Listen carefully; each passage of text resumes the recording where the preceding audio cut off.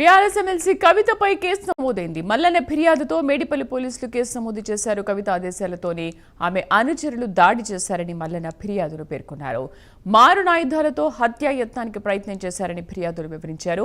Gunmen తుపాకీ లాక్కొని చంపే ప్రయత్నం చేశారన్న మల్లన్న గన్మెన్ కాపాడకపోతే చంపేసేవారని అన్నారు. కిరాయి గుండాలతో దాడులు చేయించారని మల్లన్న ఫిర్యాదు చేశారు. బీసీ ఉద్యమ నాయకులకు రక్షణ కల్పించాలని విజ్ఞప్తి చేశారు. మా కరెస్పాండెంట్ కుమార్ లైవ్ లో పూర్తి సమాచారం అందిస్తారు. Kumar, thank you Sridevi. నిన్న ఏదైతే మేడిపల్లిలోని ఎమ్మెల్సీ తీన్మార్ మల్లన్న కార్యాలయంపై ఇటు జాగృతి కార్యకర్తలు అలాగే కవిత అనుచరులు అయితే దాడి అయితే చేశారు. ముఖ్యంగా మొన్న జరిగిన ఒక మీటింగ్లోని తీన్మార్ మల్లన్న కవితపై అసభ్య వ్యాఖ్యలు చేసిన నేపథ్యంలోనే నిన్న ఏదైతే జాగృతి కార్యకర్తలతో పాటు ఇటు కవిత అనుచరులు కూడా ఒక్కసారిగా మేడిపల్లిలో ఉన్న తీన్మార్ మల్లన్న కార్యాలయంపై దాడి అయితే చేయడం జరిగింది. ఈ దాడిలోని ఏదైతే అప్పుడు తీన్మార్ మల్లన్న అదే ఆఫీసులో అయితే ఉన్నారు. ఆ సమయంలోని ఈ కార్యకర్తలు అంటే సుమారు 50 మంది కార్యకర్తలు అక్కడ చేరుకొని అక్కడ అద్దాలు ఫర్నిచర్ అన్నీ కూడా ధ్వంసం చేశారు. ఈ నేపథ్యంలోనే అక్కడ గందరగోళం ఏర్పడింది.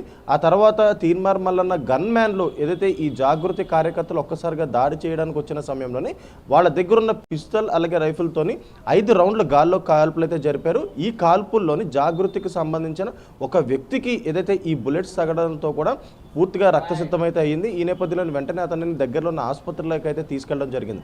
ఆ తర్వాత ఇటు పోలీసులు కూడా ఏదైతే మేడిపల్లిలోని తీన్మార్ మల్లన్న కార్యాలయానికి చేరుకుని అక్కడ జరిగిన దాడిపై పూర్తిగా పర్యవేక్షించారు.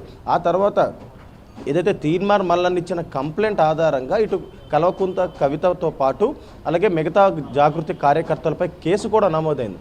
ముఖ్యంగా తీన్మార్ మల్లన్న ఇచ్చిన కంప్లైంట్ మేరకు ఇటు మేడిపల్లి పోలీసులు అయితే ఈ కేసులు అయితే నమోదు చేశారు. కవితపై 191(2), 191(3), 333, 109, 324(4), 351(3), 132 red with 190 red with 49 BNS act sections కింద ప్రస్తుతం కల్వకుంట్ల కవిత అలాగే ఆమె అనుచరులపై కూడా ఏదైతే కేసులు అయితే నమోదైనాయి. ముఖ్యంగా తీన్మార్ మల్లన్న ఇచ్చిన కంప్లైంట్ ఆధారంగా చూసుకున్నట్టయితే నిన్న ఏదైతే ఈ క్యూ న్యూస్ కార్యాలయంపై జాగృతి కార్యకర్తలు 50 మంది పైగా వచ్చి ఒక్కసారిగా దాడి నిర్వహించారు.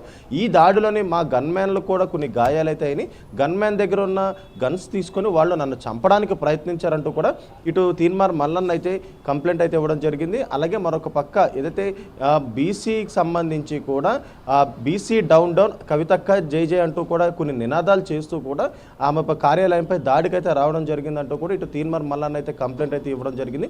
ఈ నేపథ్యంలో ఇటు మేడిపల్లి పోలీసులు కూడా ప్రస్తుతం దీనిపై కంప్లైంట్ కూడా రిజిస్టర్ చేశారు. అలాగే మరొక పక్క ఇటు కవిత ఇచ్చిన దానిపై కూడా ఇటు తీన్మార్ మల్లన్నపై కూడా ఒక కంప్లైంట్ కూడా రిజిస్టర్ అయింది. ఏదైతే మొన్న జరిగిన మీటింగ్లోనే తనపై అసభ్య పదజాలతోని దూషించాడంటూ కూడా ఇటు కవిత కూడా ఒక కంప్లైంట్ ఇచ్చిన నేపథ్యంలోని ఇటు మల్లన్నపై కూడా ఇప్పుడు కేసు అయితే నమోదైంది. ముఖ్యంగా నిన్న జరిగిన దాడికి సంబంధించి ఇరు వర్గాలపై కూడా కేసులు అయితే నమోదైనాయని చెప్పొచ్చు Sridevi. Right Kumar, thank you.